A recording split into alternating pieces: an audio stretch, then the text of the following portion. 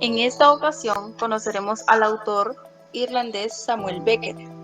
Esto en el marco de estudios de autor realizados en la Cátedra de Teoría Literaria Contemporánea de la Universidad de El Salvador. Dicho estudio se ha realizado aplicando un modelo para análisis pragmático para textos narrativos y dramáticos. En este momento daremos a conocer algunos aspectos y datos biográficos del autor. Samuel Beckett fue un novelista y dramaturgo irlandés que nació en Dublín en 1906 y falleció en París en 1989. Estudió en la Port Royal School, una escuela protestante de clase media en el norte de Irlanda, y luego ingresó a Trinity College de Dublín, donde obtuvo la licenciatura en lenguas románicas y posteriormente el doctorado. Su ruptura con las técnicas tradicionales dramáticas y la estética que proponía le acercaban al rumano Eugenio Ionesco y suscitó la etiqueta de antiteatro o teatro absurdo. Se trata de un teatro estático, sin acción ni trucos escénicos, con decorados desnudos de carácter simbólico, personajes esquemáticos y diálogos apenas esbozados. En cuanto al movimiento literal al que pertenece, es al modernismo anglosajón o al teatro del absurdo. Posteriormente, encontramos la relación de esta obra con el resto de la producción del autor. Su obra es fundamentalmente sombría y tendente al minimalismo, y de acuerdo con ciertas interpretaciones profundamente pesimistas acerca de la condición humana. De esta forma, con el tiempo, sus libros se hicieron progresivamente más crípticos y breves. Su pesimismo viene, sin embargo, atemperado por un particular sentido del humor, entre negro y sordido. Luego, encontramos la influencia de los demás escritores en la vida productiva de este escritor. Beckett estudió francés, italiano e inglés en el Colegio de Dublín entre 1923 y 1929, siendo considerado alumno muy brillante. Uno de sus tutores fue Luz, un filósofo especializado en Beckerley. Otro de sus profesores fue Thomas B. Rudmos, también poeta, quien le da a conocer a Racine y Dante, y lo introduce en el mundo literario francés, poniéndolo en contacto con Valéry Larva y otros escritores. En su etapa de estudiante se hace asiduo del teatro, quedando pronto fascinado por las ideas innovadoras de Pirandello, además del escritor James Joyce, quien le fue presentado por el poeta Thomas McGrady, amigo de Beckett. Continuamos con la parte interna de la obra.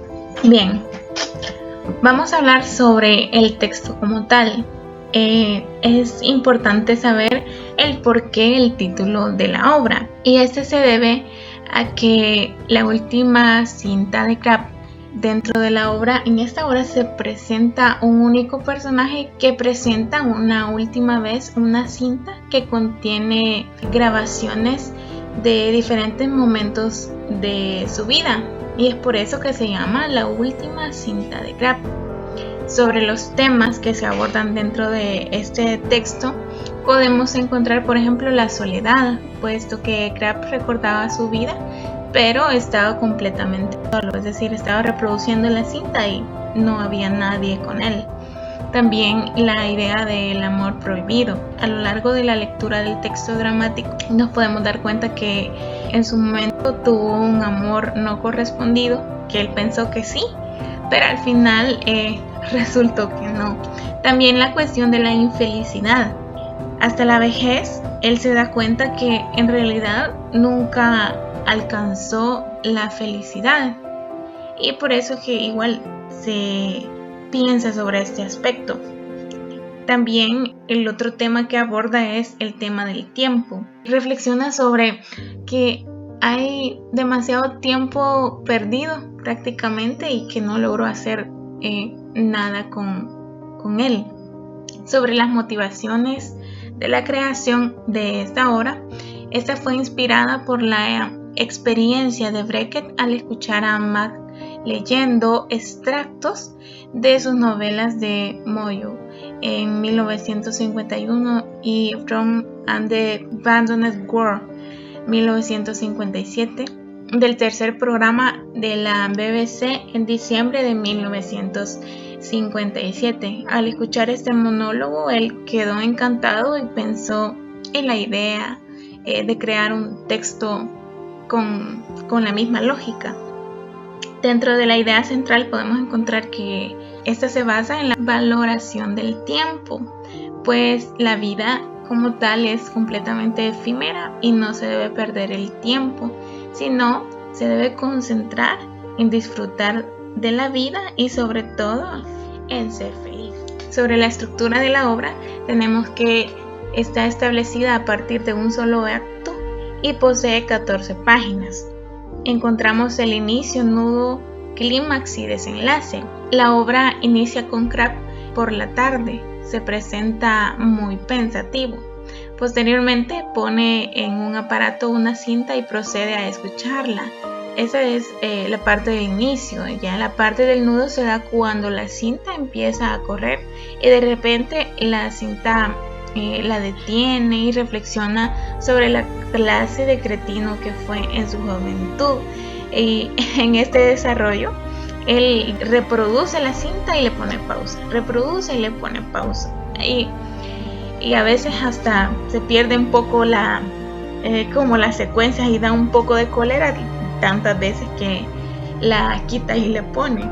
Sobre el clímax se puede decir que este se da cuando Crabbe en el tiempo real piensa que en sus mejores años no hizo prácticamente nada, ¿verdad? Y los desaprovechó completamente, mientras que el desenlace de la obra se establece hasta que Crabbe presenta la cinta la última vez ante el público, que es con lo que finaliza la obra. Ahora, sobre el análisis de la estructura específica. En este análisis tomamos en cuenta los monólogos que se presentan dentro de la obra, también los aspectos sintácticos y los aspectos extralingüísticos. Por cuestiones de tiempo solo les voy a leer 3 para que podamos analizarlo. El primer monólogo: algo fatal para un hombre en mis circunstancias. Con vehemencia hay que eliminarlo. Pausa. Como podemos ver, aquí encontramos una oración simple y lo demás son cuestiones como pragmáticas. En los aspectos extralingüísticos podemos ver que contiene aspectos de paralingüística, pues en esa parte en el monólogo Crabbe cambia el tono de voz justamente para exclamar con vehemencia. La segunda muestra dice: y para terminar, un risita, ladrido destinado a la providencia, risa prolongada a la que Crabbe se suma. Esta es una oración simple también y los puntos suspensivos no cortan la oración. Y aquí encontramos la cuestión de kinesia en cuanto a los gestos, pues escuchando lo que él grabó hace años le produce gracia y se ríe nuevamente. En la tercera parte del monólogo dice: estado o condición, ¿de quién es o permanece viudo o viuda? Levanta la cabeza, intrigado, ¿de quién es o permanece? Esta es una oración coordinada y encontramos que aspectos de paralingüística. Crabbe cambia también el tono de la voz para hacer las preguntas retóricas y además contiene kinesia por el gesto de intriga. Argumento. La obra La última cinta de Crabbe trata sobre un hombre mayor que reflexiona sobre lo que ha realizado en su vida. Esto lo hace con base en una cinta grabada por él mismo, en la que cuenta brevemente algunos sucesos de su vida.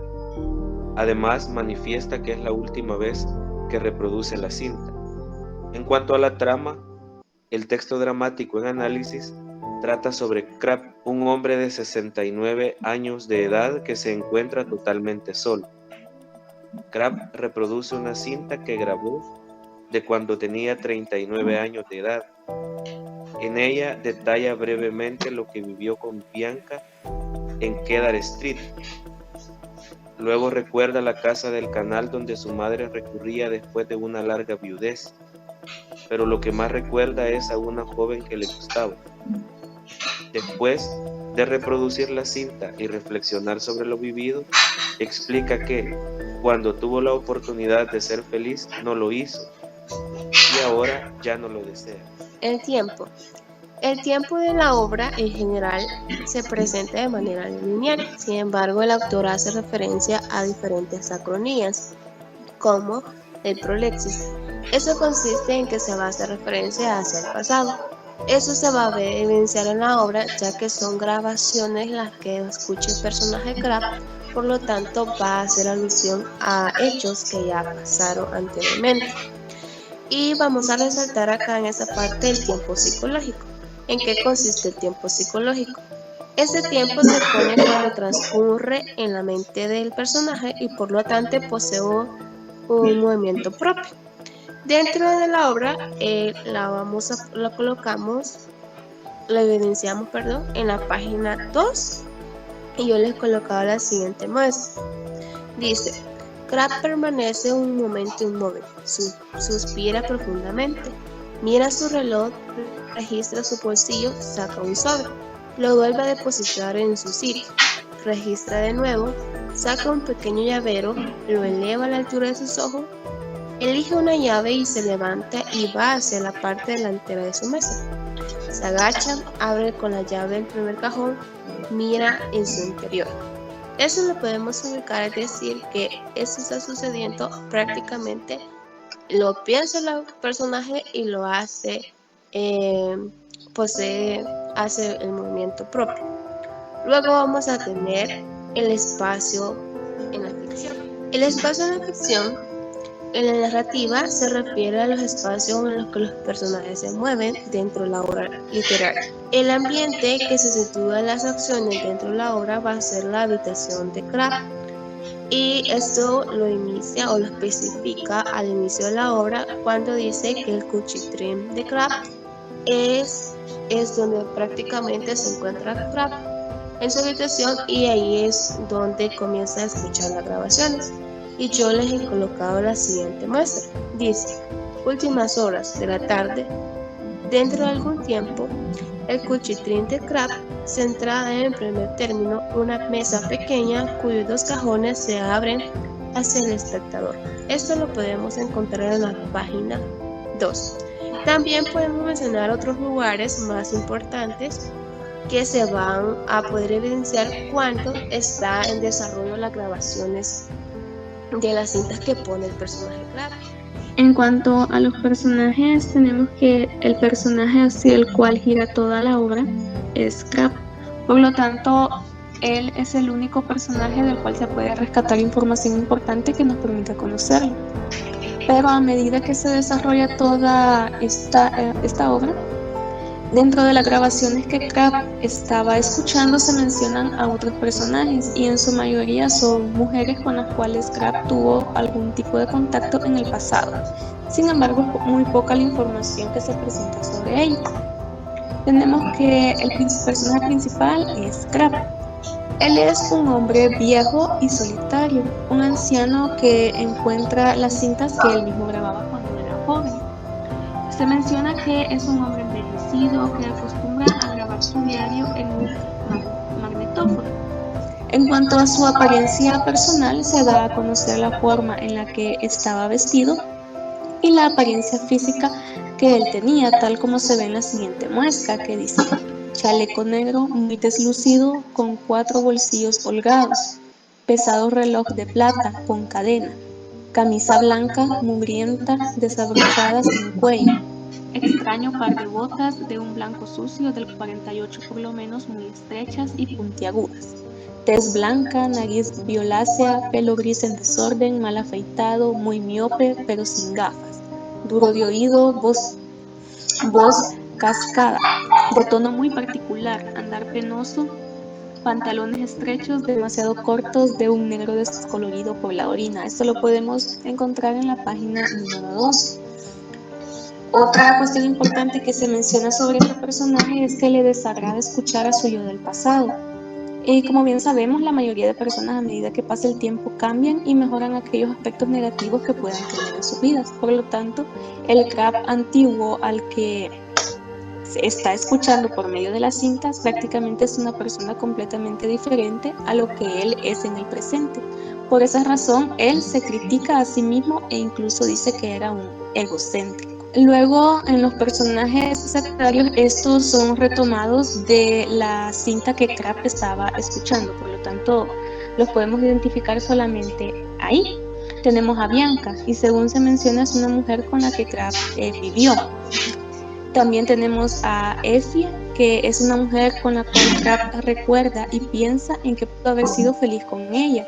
Y dice la muestra, habría podido ser feliz con ella allá en el Báltico, entre los pinos y las dunas. Habría podido. También tenemos a Fanny, que es una mujer que se menciona en una de las cintas, y de ella sí se encuentra una pequeña descripción de su apariencia física y del contacto que tuvo con Crabbe al preguntarle que cómo se las arreglaba a su edad. Y dice la muestra, vieja sombra esquelética de puta, imposible hacer gran cosa, pero mejor en todo caso que una patada en la muleta. La última vez no estuvo del todo mal. ¿Cómo te las arreglas?, me dijo, a tu edad. Le respondí que me había reservado para ella toda mi vida. Por último tenemos a la vieja señorita McClone, y de ella se menciona que siempre cantaba a una hora específica del día, y Crabbe se pregunta si algún día cantará como ella al tener su edad. El estilo narrativo de la última cinta de Crabbe es lineal. En el teatro generalmente el tiempo es lineal. Lo que se observa en esta obra es la reproducción de una cinta grabadas en el pasado, pero ello no rompe la línea temporal de la acción central de la obra. Lenguaje, modos de expresión. Narrador. En la obra dramática no es posible hablar de narrador, ya que, como afirma Gómez Ruiz, lo que diferencia lo dramático de lo narrativo es la ausencia de voz, es decir, que no existe el narrador y las únicas voces que existen son las de los personajes. Además, la autora sostiene que el espacio escénico equivale a la voz del narrador en los textos narrativos. Por otro lado, no es posible decir que las acotaciones correspondan a la voz de un narrador, dado que la acotación teatral es muda e impersonal. Descripción. En las acotaciones de esta obra encontramos la escritura del retrato, mediante la cual el autor describe los rasgos físicos del señor Crabbe: tez blanca, nariz violácea, pelo gris en desorden, mal afeitado, muy miope pero sin gafas, duro de oído. Además, encontramos el monólogo, que consiste en un discurso generado por una sola persona. En este caso es el señor Crabbe quien habla para sí mismo, luego de escuchar unas cintas que grabó en el pasado. Acabando de escuchar a este pobre cretino que tomé por mí hace 30 años, difícil de creer que fuese estúpido hasta ese extremo. Gracias a Dios, por lo menos, todo eso ya pasó. Conclusiones. La última cinta de Crabbe es una obra dramática escrita en un solo acto, la cual representa el estilo literario del escritor Samuel Beckett. Él fue un novelista y dramaturgo irlandés, el cual se desarrolló en un teatro estático, sin acción ni trucos escénicos, con decorados desnudos, de carácter simbólico, personajes esquemáticos y diálogos apenas esbozados. Además, el teatro de Beckett adquiere tonos existencialistas en su exploración de la radical soledad y el desamparo de la existencia humana. Muchas gracias.